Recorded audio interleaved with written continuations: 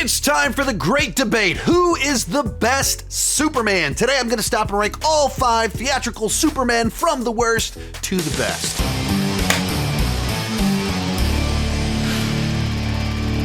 Hi, my name is Sean, and I love to talk about movies and TV way too much. With that in mind, go ahead and join me down below in the comments section. Let me know who's your favorite Superman, who's your least favorite Superman, and why. Let's keep it lively but respectful down below in the comment section, because my list is not the right list. It's just my list, and I would love to see yours. And let's get started. In last, George Reeves. Now, he's most famous for playing Superman on the TV show, The Adventures of Superman, but before The Adventures of Superman was Superman and the Mole Men, a theatrically released film.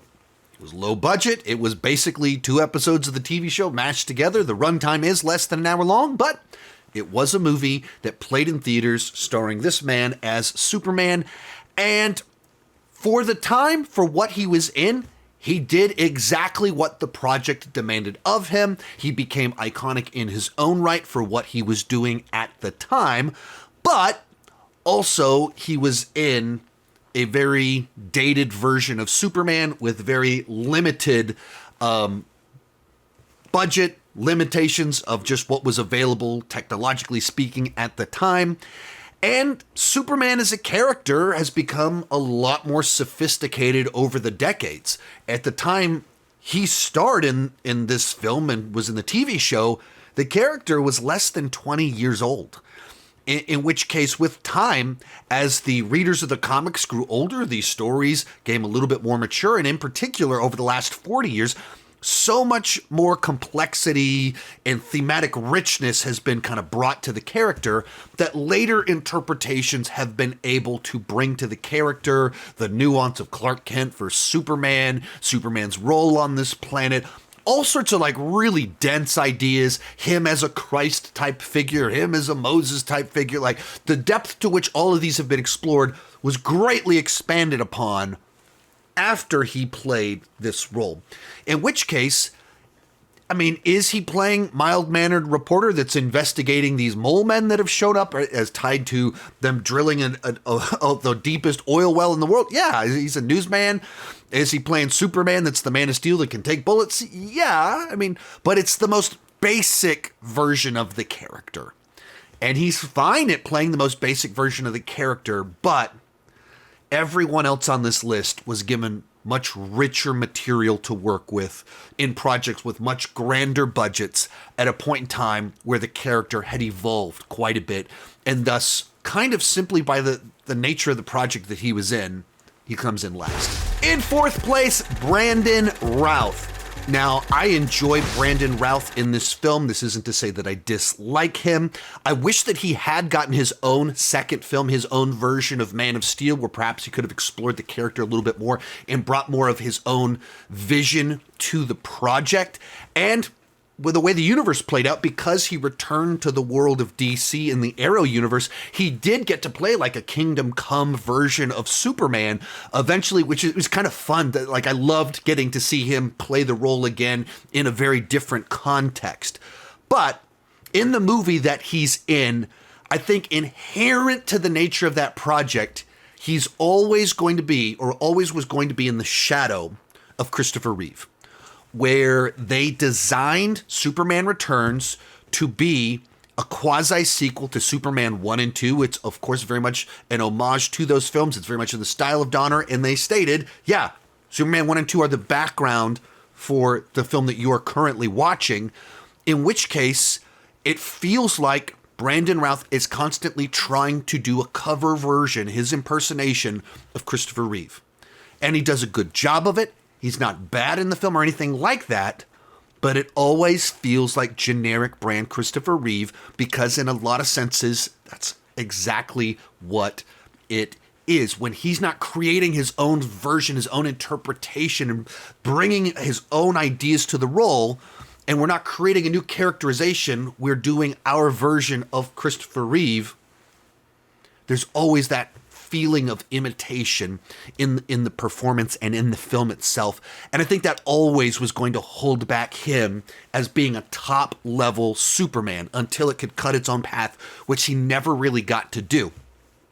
He's also in a film that it's it's designed to kind of be so somber that he can be a little bit one note because it's so reflective. It's so him processing missing years and people disappointing him, his return, and does the world need a Superman and all this. So he just kind of feels like it's this introspective version of the character. So you don't get some of the fun liveliness to come out of him so much as that you got from the version that he is sort of copying. So none of that's to say I think he did a bad job. He of course looks the part.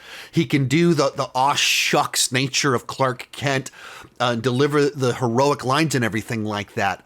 But it just never has the same impact as when you're seeing a fresh new interpretation, which we got from everyone else besides him. Real quick before I give you my top 3, if you like this type of video, I did one on the Batman, on the Spider-Man, on the Jokers, so you can check those out somewhere around here if you like that type of content. In third, Henry Cavill. Hey, I love Henry Cavill in the movies that he is in. He does a great version of what Nolan, Goyer, and Snyder were trying to do with this character, which was this 21st reimagining that is a little bit more serious. It's more introspective. It's more brooding. It certainly has that flavor of Snyder all over the entire thing. He's not a bright, shiny, hopeful kind of person. And so it's his version of him trying to reconstruct the superhero mythos.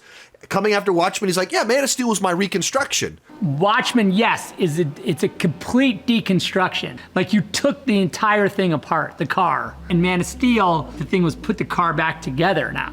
And then I deconstructed it again with Batman v Superman. It was an exercise in construction and deconstruction and construction. We were gonna take the entire thing apart in BVS and to put the thing back together in Justice League and then take it apart again and then put it back together again. That was kind of the way we saw the whole thing going. And so you're getting this version of the character that is absolutely very different from the classic traditional version of the character. And Henry Cavill is the right person to do that. That brings a seriousness to the role. He can have this on-screen charisma and charm to him. He, of course, has a strength to him, and he looks very physically intimidating as the Man of Steel. But if I'm trying to pick best Superman, I'm probably going to go with one of the more traditional versions of the character. That's not to say that Henry Cavill did a bad job with what he was given, but his version never got to turn into a classic version of Superman. And so he was always in brooding mode. That first half of Man of Steel is him trying to figure out who he is. So this kind of lost, wandering version of Clark Kent. Then the back half of the movie is him day one as Superman, just figuring it out. Cool, that's interesting. That's an interesting spin on the character. Then we get Batman v Superman, which is he's the savior of the world with the weight on his shoulders, having this existential crisis because the world is rejecting him. Government, the news, Lex Luthor, Batman, everyone's rejected him, though he's giving everything he can to save the world. And so it's, him in the bathtub with Lois what am I to do? And then he dies to save the world. And really leaning into the Christ imagery and the Christ thematics of it all. And then he's resurrected. Once again, Christ-like imagery here. And you get a little bit of a hopeful, fun Superman at the end of that movie. And then his continuity ends, besides a cameo in Black Adam that we never got paid off. Had we gotten a Man of Steel 2 that had a little bit more the classic, joyful Superman, we could move up this list for me. But so long as Henry Cavill was always in origin mode, brooding mode, just so reflective, weight of the world, and never the hopeful Boy Scout. I just don't think you can say that's the best live-action Superman we've had. Our runner-up, David Cornswet, our latest Superman. And what I loved about this version of the character is that he is just this classic grown-up Boy Scout version of the character, but they also craft the characterization as someone that also is very modern-day grown-up.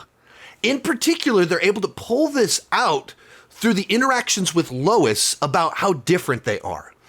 That you have this banter between the two of them about, she's like, I'm punk rock, I don't trust anybody, and you trust everyone. You think everyone's beautiful. You think everyone you met is the best person ever, that you just need to find the good in them.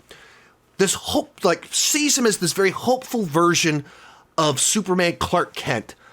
But then he has his perception, hey, I like punk rock too, look at all these bands that I like. And his version of that is just kind of this aw shucks, like the guy from the small town that knows the radio bands, and that makes him punk rock and everything like that.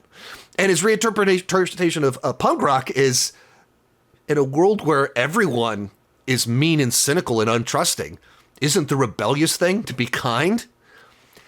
And so it finds a way to, he's this small town person in the big city, and it has such a flavor to it that it's not the classic, the way you think of Clark Kent of decades past.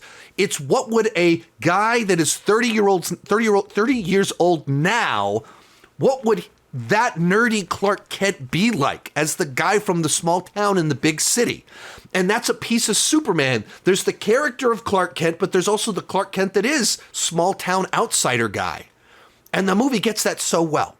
And our version of Superman, even kind of beyond that, is someone that just absolutely loves saving people. To the extent that it gets goofy at times where he's saving squirrels and things like that. But in his mind, he just can't allow people to die. I can save people, so I need to act to save lives. That's the right thing to do. Saving lives is a good thing to do, and I want to be a good person. And while we've only got one movie with him, it gives us so much about who he is and his identity, even that the way that he interprets the message from his parents is informed entirely by who he is, which the movie makes clear, says a lot more about you, how you interpreted the last part of that message, than what the message itself says. That's what they intended for you, but you are a good person, and therefore you assumed the best. Assume the best of your parents, you assume the best of everybody. And just getting to the core of just a genuinely good person. He's short-tempered at times. He gets irritated. He's impatient. He has flaws. He's overly naive that leads to this huge problem in the middle of the movie.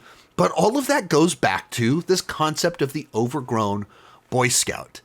And so just a version of the character that is so classic Superman, but also feels like, what would that character look like in the year 2025 in this very comic booky reality? I wasn't crazy about how shouty he gets and the way that they represented his impatience and how naively he goes into certain conversations.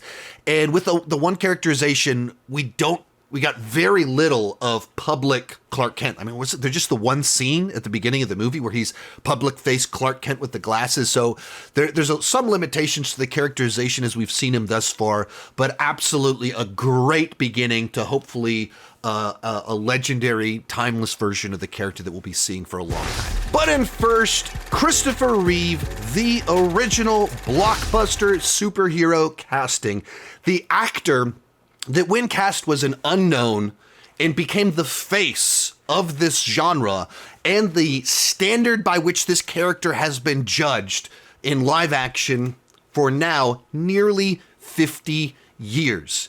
And so much of that goes back to when he took on the role, him and the director Richard Donner perceived of the idea that they were really the custodian of this American mythology. So I felt that during the 70s and 80s, I was the temporary custodian of a part that is an essential piece of American mythology. And they took that very, very seriously, where Christopher was a Juilliard-trained actor, he was a true thespian, working with a bunch of very serious actors, and taking on a role like this was not something that people typically did at that point in time, because roles like this just didn't really exist. And you're gonna be in your tights for the next 10 years.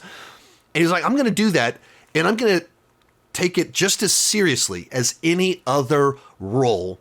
And you see that in his portrayal of the character, that in particular, there's this one sequence in Superman the movie where he wants to tell Lois who he is.